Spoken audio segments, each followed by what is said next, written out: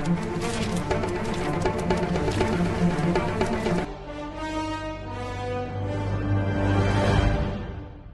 everyone, welcome to my channel guys, and I hope all of you are fit and fine. Recently I've been watching a lot of Netflix because surprisingly they are providing me with really good content, not just their own production but the movies that they're picking up to distribute. I will be talking about 3 such movies in this video which you absolutely cannot miss. Boy oh boy, if you want to experience what a roller coaster ride feels like without actually having to sit inside that ride, then watch this movie for sure, because it is going to give you that exact same feeling. As the title of the film suggests, it is exactly that love that happens between two people today, where one is first in a relationship with their smartphones and then their respective partners. I mean, the smartphones today are as good as our lifelines. Now, when the movie starts, we are introduced to this very loving and cute couple, Pradeep and Nikita, played respectively by Pradeep Ranganathan and Ivana. Pradeep Ranganathan is also the writer-director of this film, and he makes us invested in the relationship, and we spend a good amount of time in the beginning with the couple and see how much they trust each other. And while I was watching, I was thinking, okay, what else is the movie going to offer me? Are we going to get the typical parents opposing the couple conflict? Because the father of the female lead is portrayed as extremely, and I mean extremely strict. But I couldn't have guessed at all what was in the store for me next. The real drama starts when the leads are forced to swap their smartphones with each other for a couple of days by the father to prove their loyalty to one another. That is truly when the film shifts its gears and the real fun begins. As the movie progresses, we get to know more and more about the actual personalities of both the people. The writing is so smartly done that in certain places I was thinking that, okay, where they would go from this point, because I think this is the limit, and suddenly a twist would happen which I would not have anticipated at all. One thing that really stood out for me in the story is that the events that transpire in the film may or may not connect with your own moral compass. Because personally, I thought that there were a lot of things that the lead couple did which was questionable and honestly a deal breaker for me. Like, principally, I would have had a very difficult time to overlook these things if I was in a similar relationship. But one cannot deny the fact that the things which are actually shown in the film are also part of reality for probably a lot of people out there. Let me know if while watching you actually felt that or not, that yes, this would happen, but no, this is a deal breaker for me. Like, I cannot morally accept it. Please let me know in the comments. Now, getting back to the narration, the storytelling is not just with the dialogues, but there is also a lot of visual storytelling. The way the entire social media interaction is portrayed on screen is exceptional. A very small example is that the WhatsApp chats are not shown or displayed as chats, but they are acted out with dialogues. And that makes the viewing for us as an audience 10 times more fun. The dialogues are also really well written. Obviously, there are certain dialogues which you might find cringe, because I did, but most of the times the dialogues and the jokes, they landed so well and I was laughing throughout. Now, the basic theme that the story revolves around is trust, and you might or might not agree to the decisions of the characters, but thankfully the movie doesn't get preachy about anything. Like, the movie is very clear in showing that these are flawed characters. Like, there's nothing white and black about them, it's all in that gray area. So yes, at the end of the day, we know that the things that they have done are questionable, but the bottom line is that how far you are willing to take or put that trust in your partner. There's a lot that could be actually discussed about this story, but when it comes to the entertainment factor, this movie delivers a solid 100%. The cinematography is excellent, and as I said, that there's a lot of visual storytelling which happens in the movie, and in fact it happens from the get-go. The opening sequence of the movie, where the entire focus is on the smartphone, really establishes the importance of it in the story. The visual effects put in are incredible, but it is the editing. You just know while watching the film that the way the scenes have been shot and sequenced, there's a lot of thought that has been put into it. The editing really carried this film for me, and it just makes the entire viewing so much fun. In addition to that, you have Yuvan Shankar Raja's music, which is like cherry on top. The performances by all the actors are superb. I enjoyed everybody's acting, but the show stealer for me was Satya Raj, who plays the father of the heroine. The way the father's character was written, there was a good chance of it ending up being a little bit caricaturish, but Satya Raj really served. So if you have missed out on watching this film in the theater, do not miss this out on Netflix. Go and watch it. Okay. Be ready to bawl your eyes out with this film. I mean, where to even start? The dialogues, the art direction, the costume design, the lighting, color grading, performance, and last but not the least, the music.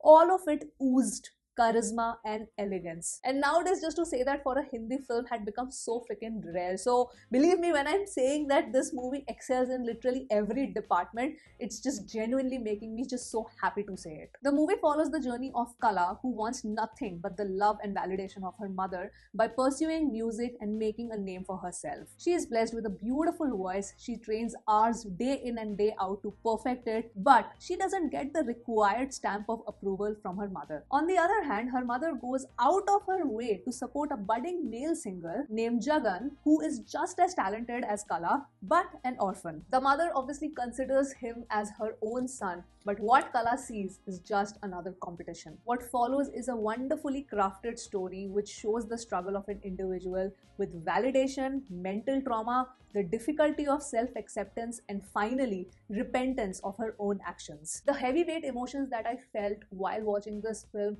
honestly has still not left me. The movie is exceptionally sad from start to finish, and while watching it, you would feel that there's this heavy weight which is completely pulling you down as the movie is progressing. For me, every frame of this film was just so beautifully directed, acted out, very well shot.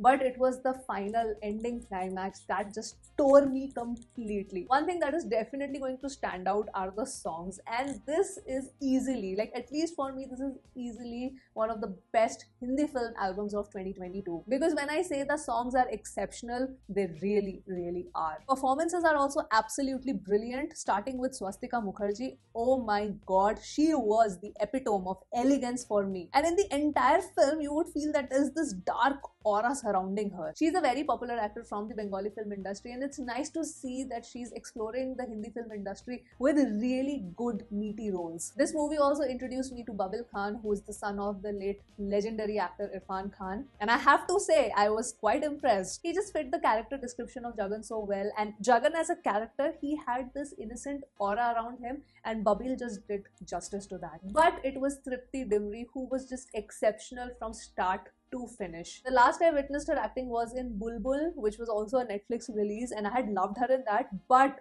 compare this to Bulbul and you can just see the amount of progress that her acting has had. And this entire character of Qala, it's a very difficult role. This was actually a very difficult role to perform, but she did it so well. So yes, to sum it up, this movie fares in all the departments, be it the technical departments, be it direction, writing, performance, costume, everything. If you have not watched it, do not miss out on it. Watch it on Netflix.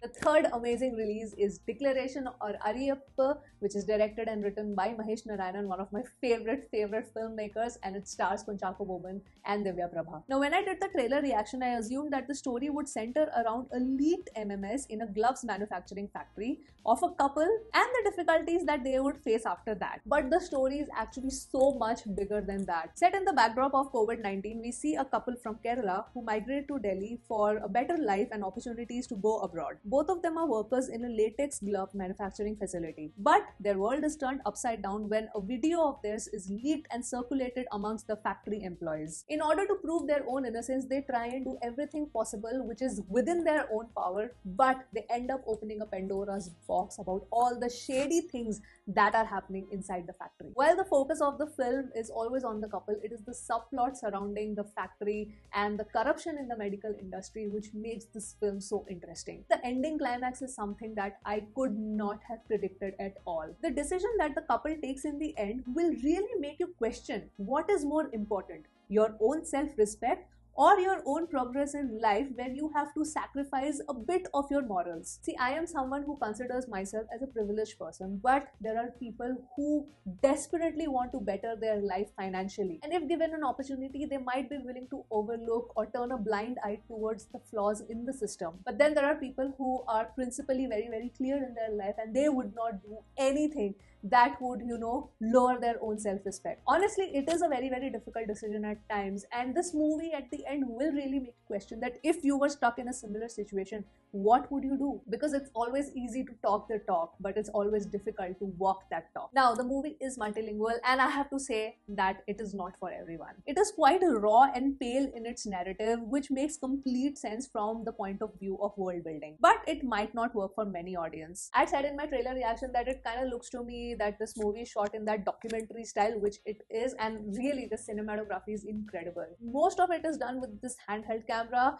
which makes complete sense if you want to make the frames look more realistic. But the shots where the entire factory is captured, specifically the opening sequence where you see the assembly line of the gloves, oh my god, I don't know, there is so much beauty in that. I thought I was in a trance. Like, seeing that assembly line was kind of hypnotic. I don't know if probably I'm the one who only felt that, but I did. Now, there is no background score as such in the film. The movie is solely dependent on the sound design, which is also done really well. I think writing and direction wise, both Mahesh Narayanan did a great job, because this movie is not made for entertainment purposes. It is really to question where you stand with the decision of these characters. It is kind of self-reflective, because if you put yourself in a similar situation, you would really question that, okay, which direction would I go? And I think that after watching a film or a series, if you are left with certain questions like these, then that actually shows the mark of good writing. Coming to the performances, all of them did really, really well. And in fact, it was just so natural, absolutely did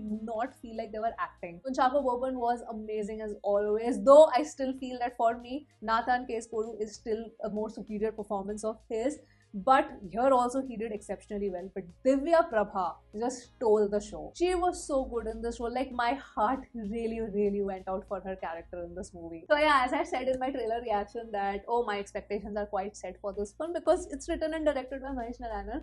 And yeah, I'm glad that all of those expectations were met. And you know the name of the film, Declaration, by the end of the movie, you just understand the importance of putting up that one declaration on the notice board, because it makes hell of a difference. And obviously, if you watch the film, you'll know what I'm talking about. So yes, that was my review on all these three films which are on Netflix right now. Love Today, Qala, as well as Declaration. All three very different stories, but definitely at least must watch from my end. So yes, those were my thoughts on these three films. Please let me know your thoughts in the comments below, and I will end this review here. Hope you guys enjoyed watching this video, and I will sign off now, and I'll see you soon on my next video. Bye.